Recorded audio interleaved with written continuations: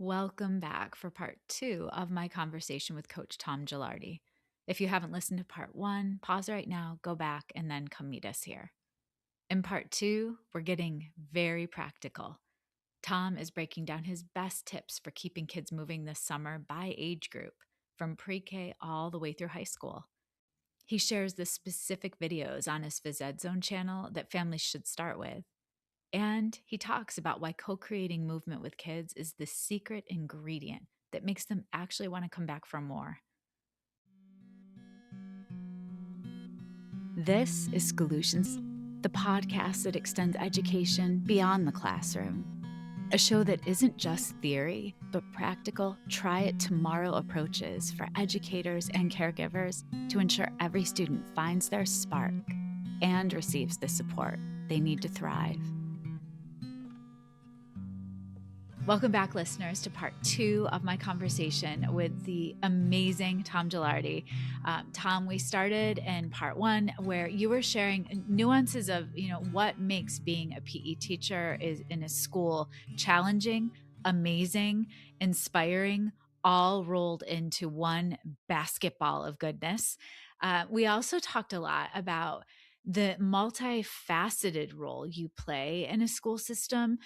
It's not just about developing skills around sports and movement, it's really character development as well. So, part two, we're going to talk about your YouTube channel. It is a phenomenon. We're also going to speak a little bit to your TikTok because it's so important that we have mentors. There's actually a lot of research. Stiggins research says that kids need to see good models and bad models in order to understand what they need to look and feel like in a sport or in anything they're doing. So let's start off. Let's talk YouTube channel, or I'm going to say your YouTube empire. Let's go with that. I like How that. did it all begin with a bake sale, Tom? Well, I will say back in 2018, I Mhm. remember there was a bake sale and it happened to be a rainy day, so the only option was to go into the classroom and they had a smart board there and we were allowed to go on YouTube. So, as I was setting up my equipment to start the lesson, I'm like, why don't I put something on YouTube to get them moving while I'm setting up? And I happened to find a follow along dance video and my kids got up from their seat and they followed along. And I looked at the screen, I looked at the kids, and I thought to myself, like, I can do this. And if there's any PE teacher out there that thinks the same way, do it because it has completely changed me as a professional because it inspired me. And what I remember my first dance workout I did in it was on a Friday. I practiced it a few times with my students, so I knew the moves, and I took my speaker and I took my tripod and I just blasted the music into my iPad because I didn't really know much about technology, and I just clicked play and I did my movement and then I hit stop and I put it on my own YouTube channel. Didn't know what to call it. I gave it some time and I'm like, I'm gonna go with the Phys Ed Zone by Coach Gilardi, and I remember playing it for the first time in front of the kids, and they were, to my delight, they saw my face up there. They're like, "Is that Yeah. our gym? What's going on?" And once they recognized it was me and it was the gym, they paused and then they started dancing to it. And the teacher took a picture, and thought to myself, I'm on to something here. So then that was it. That's really how the Phys Ed Zone started. I started making a dance video once a month, and as a possible brain break if I ever was in the classroom or to for the teachers to use, and that's what I kind of like how it started. And then when COVID hit back in 2020, I had already had about 25 dance videos that I knew worked well in my school, so I decided to share it on social media to the PE world, and that's where I was just amazed on how my views went from thousands to 10,000s of views, and now teachers from all around the country were just thanking me for coming up with ways to get them to move, and the fact that the background is a school gymnasium, so it makes the It's kids feel everything. like they're back at school, and it's not just computerized. It's the PE teacher, and And that's kind of how it started, and I haven't looked back since. It's so wonderful, and I think it is an inspiration, and again, it serves as a model. So, how do you see that newer PE teachers you and I were talking, before we started recording part 2 about, there's a generation of teachers that missed out on student teaching during COVID.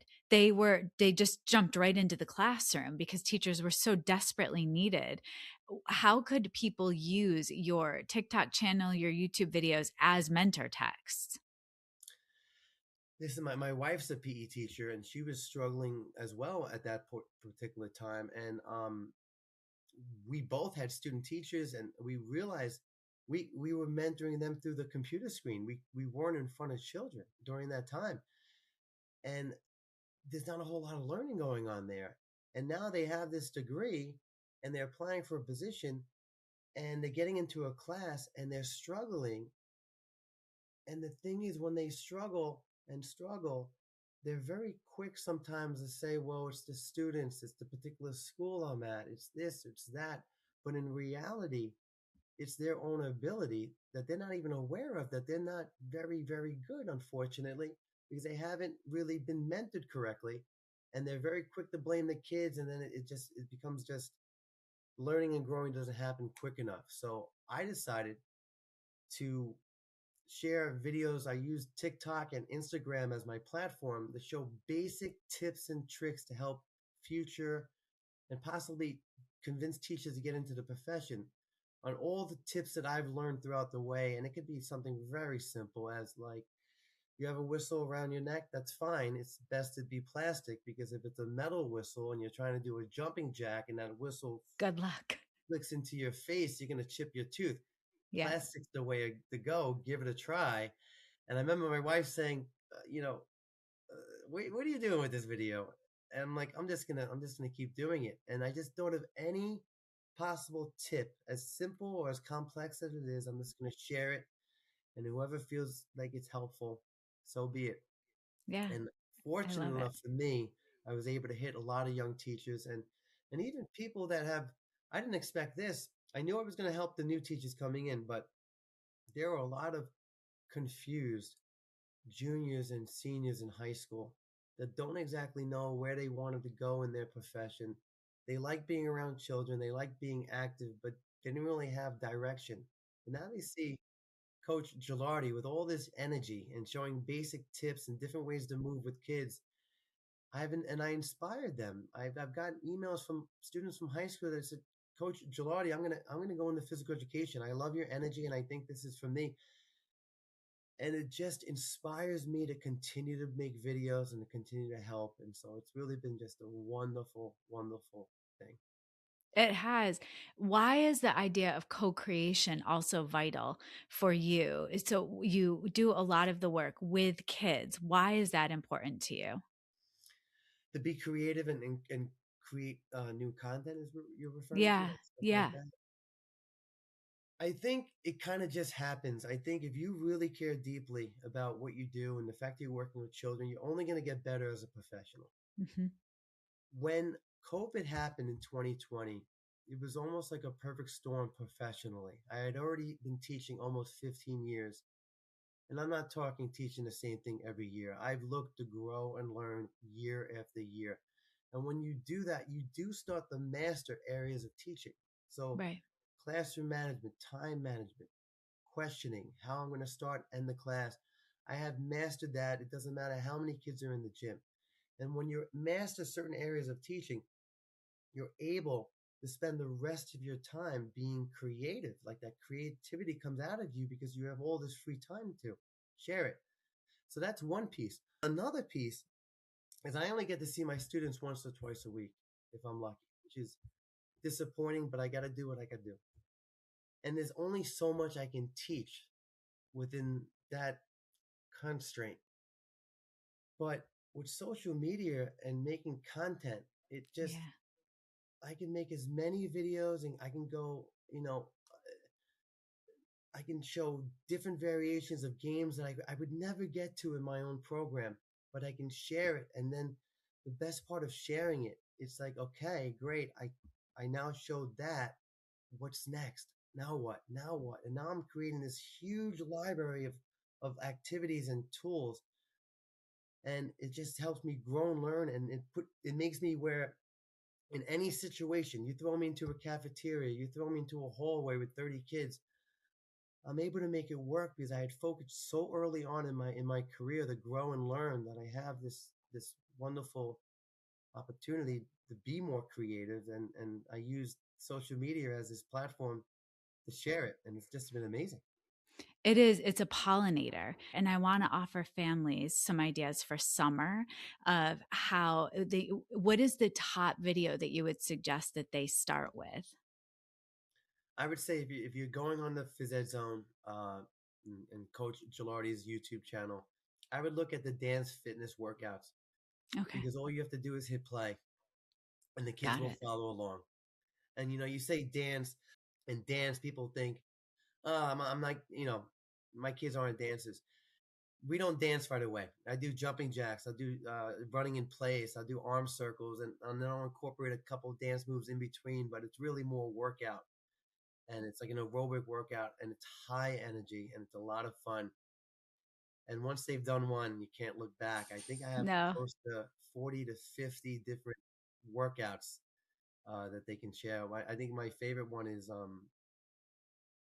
I have a witch doctor one. I also have dance monkey where the moves are just fun and the music is fun, and the kids really get into it. It doesn't matter the age. Tom, so will you offer families some age-based tips that we can end part two with for the summer success? Absolutely. If you're thinking young kids like pre-K, first, second, third graders, I find the movement dance workouts work best for them. If you put my YouTube channel and just hit play and you put them in front of the screen and have them follow along, not only will their heart rate be up and they're having a lot of fun and smiling guaranteed, they're going to want to click to see what the next song is because we have student friendly songs. So every song was picked by a student in my class, and the kids come up with the moves. And before I make it into a dance video, I make certain that every kid in my school has given me the double thumbs up that this is the way to Oh, go. that's awesome. Um, for the for upper elementary, middle school, and even high school, during COVID, since it was a lockdown, I made my basement as my gymnasium, and you only need a small space. I made about 70 at home PE activities That's that awesome. you can use a sock ball or a plastic cup or a towel or just any household item and any sport you can think of. I've done basketball, soccer, hockey, volleyball, and we have this one game. I call it. I think it was hot shot basketball where you use a sock ball and you put three in a little bucket, and then you have about 10 to 15 yards away, however far you want, another bucket on a chair as the basket. And then you lay down and you get into you come up as doing a sit up, picking up one sock ball, and you have to throw it into the basket. Now you're doing another sit up, picking up another sock ball. So now you're doing abdominal strength while working on accuracy. And then you go retrieve all your sock balls and bring it back. And what makes it fun is there's a time limit. You have to see how many points you can get in a minute. Oh, that's And awesome. each video, I partake in it as well. And it's like, well, can you do as many as I can? Ah, Because I give it challenge everything on. I have. And Yeah, yeah, it's what I like about giving it everything I got is that my score is very high, and you have that competitive kid that's almost close to beating me. What are they going to do? They're going to want to play again and again and yes. again. And Oh, at the end of each video, I'll find ways to modify it, either by making the sock ball bigger, maybe bringing the equipment closer. So that for those students who just are not doing as well, there's ways to modify it. So the PE at home section of my channel has been a huge win for oh, awesome. any rainy days, summer, and you name it. Tom, I cannot thank you enough for taking the time to have this conversation on a school night. Your kids are asleep at home. Thank you.